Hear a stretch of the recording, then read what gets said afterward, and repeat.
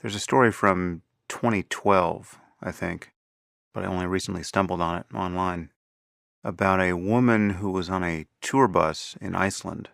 And at one point, when the bus stopped near a scenic canyon rest stop, she got off and decided to change her clothes. And when she returned to the bus, nobody recognized her.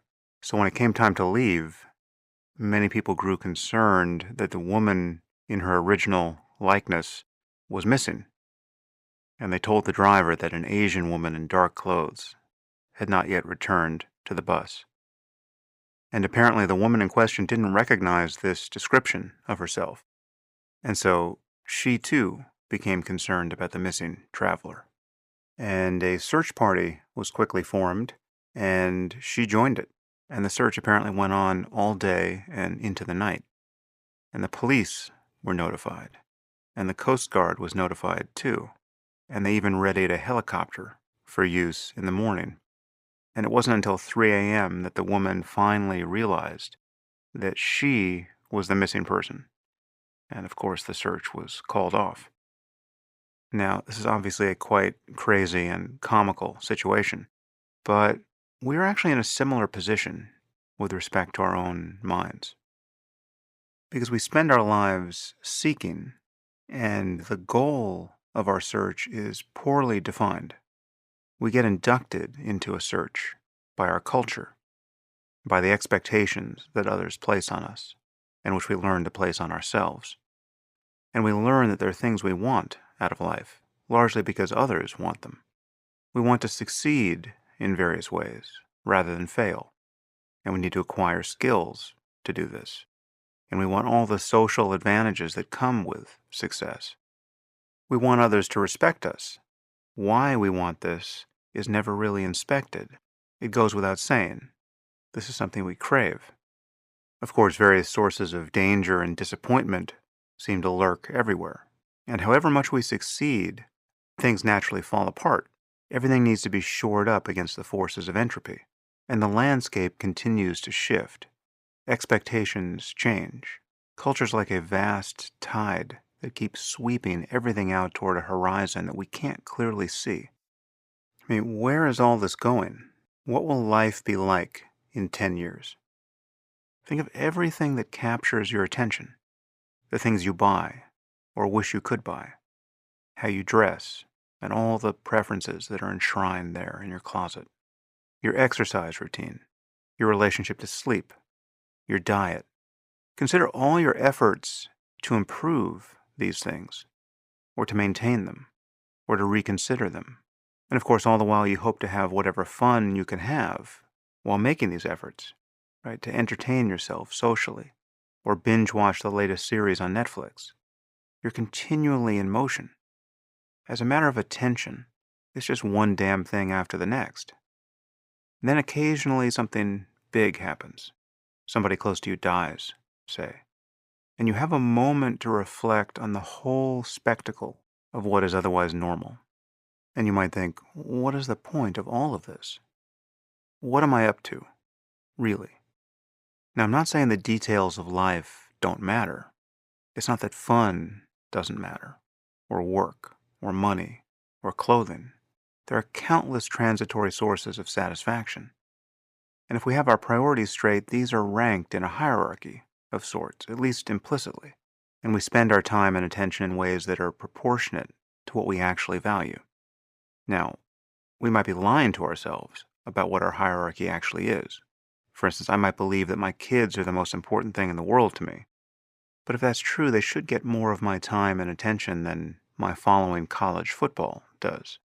It's against this background of seeking satisfaction amid ceaseless change that you can see how radical an act meditation actually is. Meditation is the act of calling off the search. It is the art of doing nothing.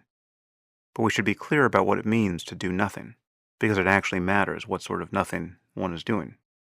For instance, you can just space out and make no mental effort at all, and then you'll naturally be lost in thought, just daydreaming. Now, this is actually our default state when we're not explicitly paying attention to something or trying to get something done. In fact, it's our default state even when we're doing many things that do require our attention, like driving a car. Thoughts just keep coming, and we keep thinking them, for better or worse. And if you pay attention to the character of your thoughts, you'll find that you're mostly talking to yourself about all the things you want to do or wish you had done to become happy.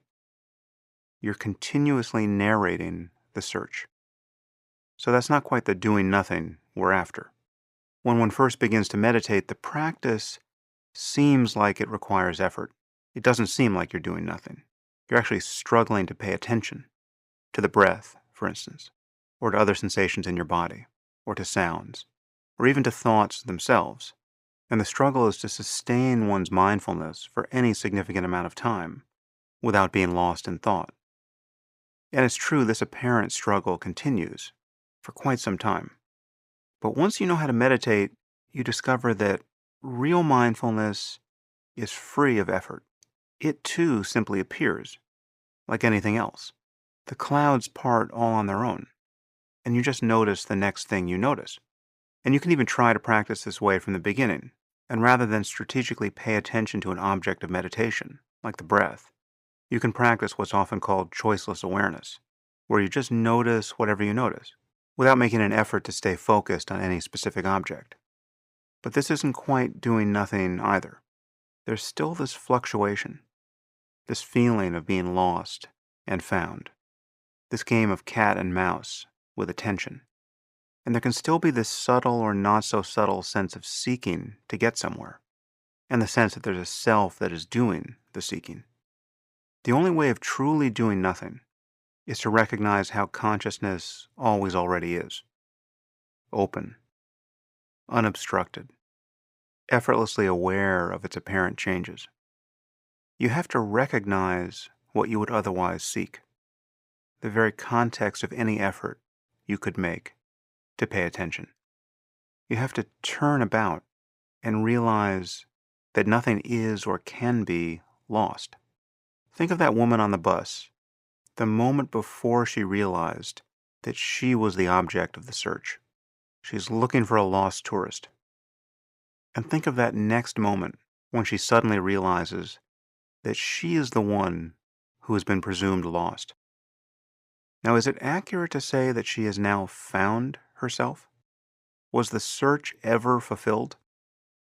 No. There was a false premise that had been unrecognized.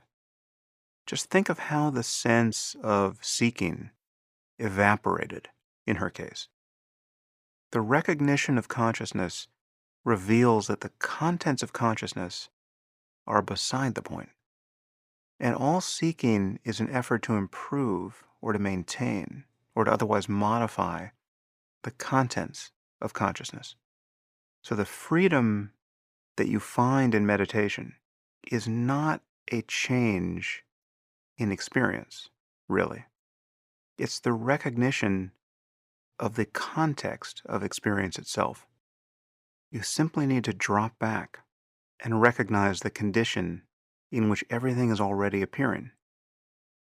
Thoughts and intentions and moods and emotions, sensations, perceptions, everything is simply appearing. As a matter of experience, there is no you apart from this flow. So the real way of doing nothing isn't to stop doing anything. It's simply to recognize that everything is already happening